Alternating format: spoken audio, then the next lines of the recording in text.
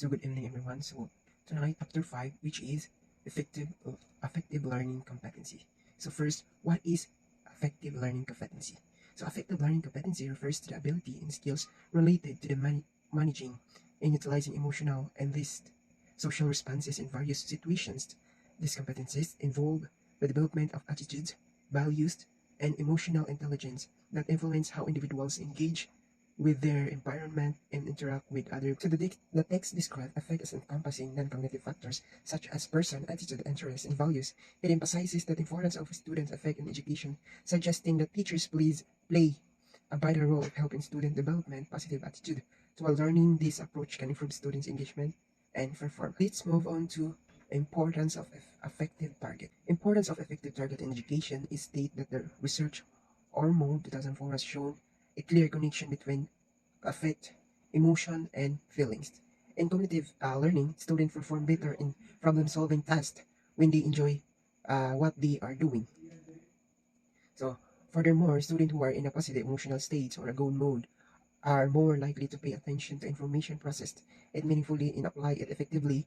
This highlights how emotion can significantly impact learning outcomes and the importance of fostering and supportive emotional environment and situational settings. While emotional and attitudinal aspect of learning affective goals are also important, they are given less priority compared to the cognitive learning.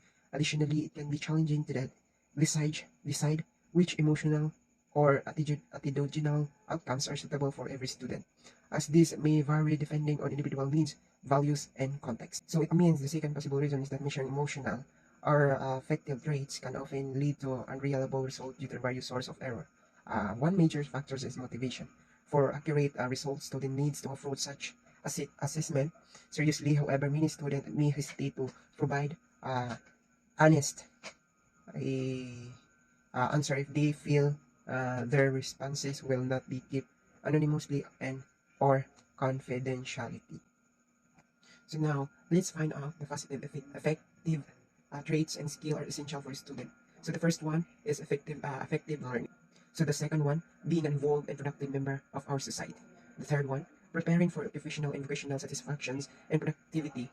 Example like work habits, willingness to learn, interpersonal skills. The fourth one is maximizing the motivation to learn at present and in the future, preventing students from drafting out of school.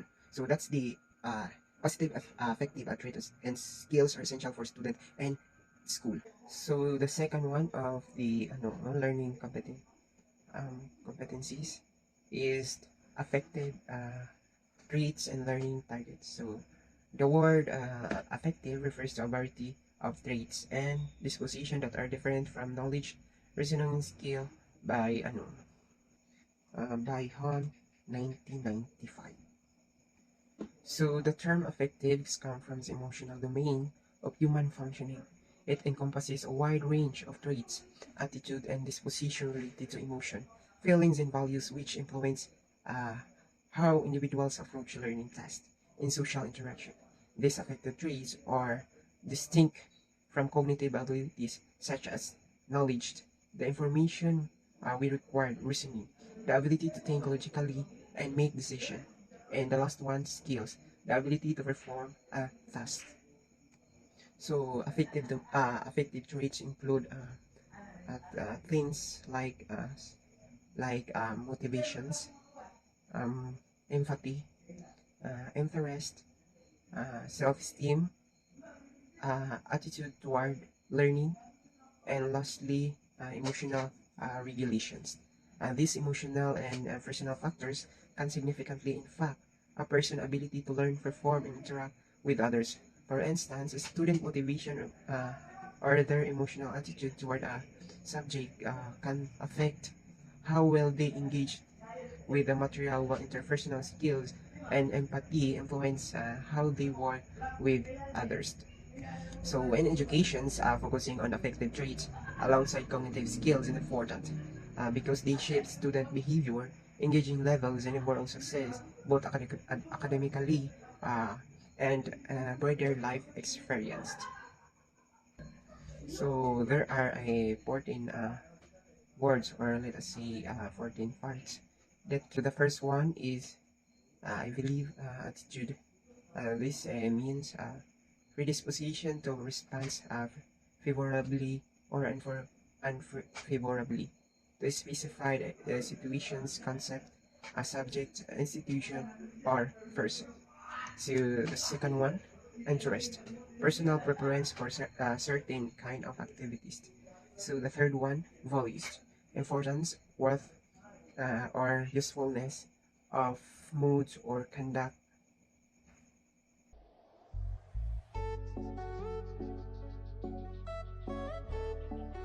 Good afternoon, everyone. My name is Martius Purilan El Albo. I am reporting the continuation of Chapter 5, Effective Learning Competencies. First is Attitude Target. Macmillan, 1980 defines attitude as internal states that influence what students are likely to do. The internal states can in some degree determine positive or negative or favorable or unfavorable reactions toward an object, situation, person, or group of object, generally environment and or group of person. For example, students will demonstrate respect for diverse perspective and opinion during class discussion and controversial social issue. That is the example of attitude target. And this table contains a positive attitude and negative attitude. The positive attitude toward is learning. Next is math, science, English, and other subject. Next is assignment. Next, classroom rules and teacher. A negative attitude toward is cheating, drug use, bullying, cutting classes, and dropping out. And that is about the attitude target. Next is value target. Generally, values refers either to end states of existence or to moods of conduct that are desirable or so. Rookie 1973 instinct of existence refers to conditions and aspects of oneself and the kinds of words that a person wants, such as safe life, world peace, freedom, happiness, social acceptance, and wisdom. For example, students will show kindness and respect toward their classmates. That is the simple examples of values target. And these tables contain a value and sample value targets. The value is honestly, and the sample value target is students should learn to value honesty in their dealing with others. Next is integrity. Students should firmly observe their own codes of values. That's for integrity. Next is justice. Students should support the view that all citizens should be recipients of equal justice from government law enforcement agency. That's for justice. And last for freedom. Students should believe that democratic country must provide a maximum level of freedom in their citizens. And that is for the values target. Next is motivation targets. In education, motivation can be defined as extent to which students are involved in trying to learn. Macmillan 2007, this include the students' initiation of learning, the intensity of effort exerted, the student's commitment, and the student's persistence. In other words, motivation is determined engaging in learning in order to gain mastery of knowledge or skills. Students take learning seriously to give importance to opportunities to learn. For example, a motivational target would be to make students excited about science or to help them believe in their ability to succeed in math. It's about fostering a love of learning, not just like knowledge itself. And that's for motivational targets. Next and the last is academic self-concept targets. This is for my report. Extensive literature on self-concept and self-esteem are available for reference. Most educators refers to characteristics when dealing with students who have problems with school and learning. For example, students will express confidence in their ability to complete math problem independently. This target focuses on students' belief in their own capabilities within specific area. It's not about their actual math skills but rather their feeling to self-efficacy regarding with math problem. And I hope you understand And that is all of my report. By the way, thank you. I am Mark James Perlan Ilalbo. I am your reporter. So, good day everyone. I am Bench Team Manuping, the third reporter of the Chapter 5. So, let's start. So, social relationships are a complex set of interaction skills, including identifying and responding to social indications. Examples include peer relations, cooperation, taking a stand, group functioning, pro-social behavior, friendship, collaboration, conflict resolution, assertiveness, and empathy. So these traits are crucial for academic achievement and are increasingly important in secondary education as school works with the business community to assess workplace skills. So social interaction is essential for knowledge construction, active learning, and understanding, promoting good reasoning and problem social skills. So, presented above are some examples of social relationship areas and corresponding targets. So, first is we have peer relationship. So, second is collaborative skills. So, as you can see at the table above, is it is presented the descriptions and examples. So, collaborative skills needed to work in small groups may include four components, namely 1.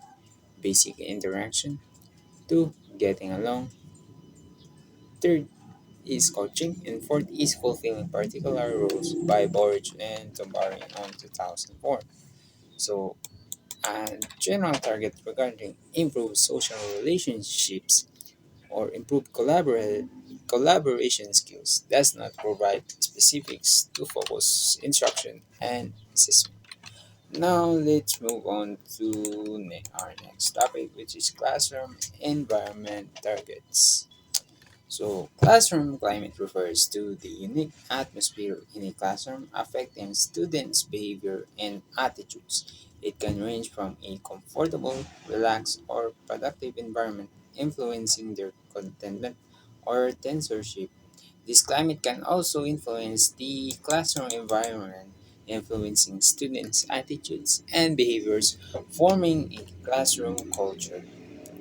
So, as effective target, learning should seek to establish student feelings, relationships, and beliefs that promote positive classroom environment. So the table above shows the characteristics along with its description.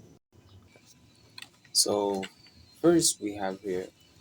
So first characteristic is we have affiliation, involvement, third task orientation, fourth cohesiveness, fifth competition, sixth favoritism, seventh influence, eighth friction, ninth formality, 10 communication, and last is warmth.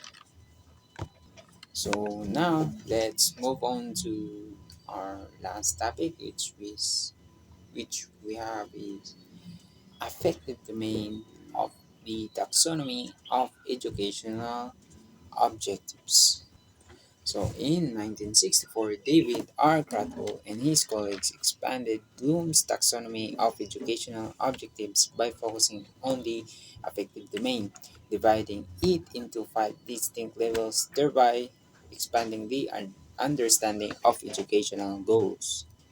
So the table above shows the five levels with description and provided example of each level.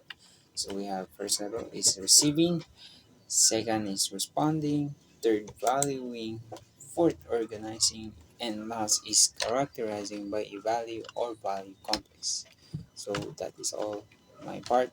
Thank you and have a blessed morning.